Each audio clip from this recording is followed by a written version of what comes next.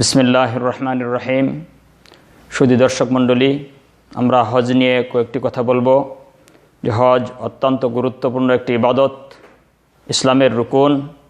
রাসূল সাল্লাল্লাহু আলাইহি সাল্লাম বলেছেন, বুনিয়াল ইসলাম আলা খামসিন, শাহাদাতি আন লা ইলাহা ইল্লাল্লাহ ওয়া ইকামিস সালাহ ওয়া ইতাইজ যাকাহ ওয়া সাওমি রমাদান ওয়া হজ্জি বাইতুল্লাহিল হারাম। হজ সমর্থবান ব্যক্তিদের উপর ফরজ। আল্লাহ পাক বলেছেন, ওয়ালিল্লাহি আলান্নাসি হিজ্জুল বাইতি মান ইসতাতা ইলাইহি সাবিলা।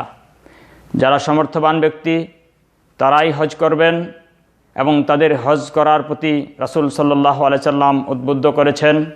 যারা সঠিক নিয়মে সঠিক পদ্ধতিতে হজ আদায় করবেন তাদের বিষয়ে রাসূল সাল্লাল্লাহু আলাইহি সাল্লাম বলেছেন, আল হজ্জুল মাবরুর লাইসা লাহুল জাযা ইল্লাল জান্নাহ।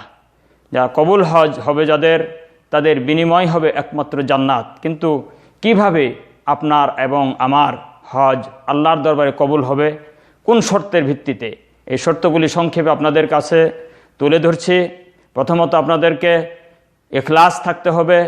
দ্বিতীয়ত আমাদের হজ হতে হবে রাসূল সাল্লাল্লাহু আলাইহি সাল্লামের তরিকা মোতাবেক।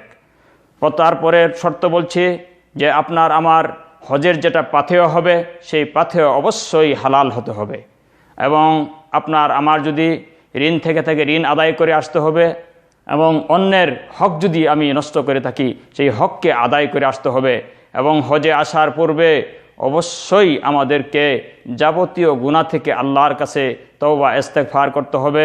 হজে আপনাকে ধৈর্যের পরিচয় দিতে হবে, যেহেতু হজ একটা জিহাদের সঙ্গে আল্লাহ রাসূল তুলনা করেছেন। সুতরাং হজের ক্ষেত্রে আপনাকে অনেক ধৈর্যের পরিচয় দিতে হবে, অনেক বিনয়ী হতে হবে এবং সমস্ত হজের আহকামগুলি যথা নিয়মে রাসূল সাল্লাল্লাহু আলাইহি সাল্লামের তরিকায় আদায় করার চেষ্টা করতে হবে। একথা বলে শেষ করছি। ওমা আলাইনা ইল্লাল বালাগ।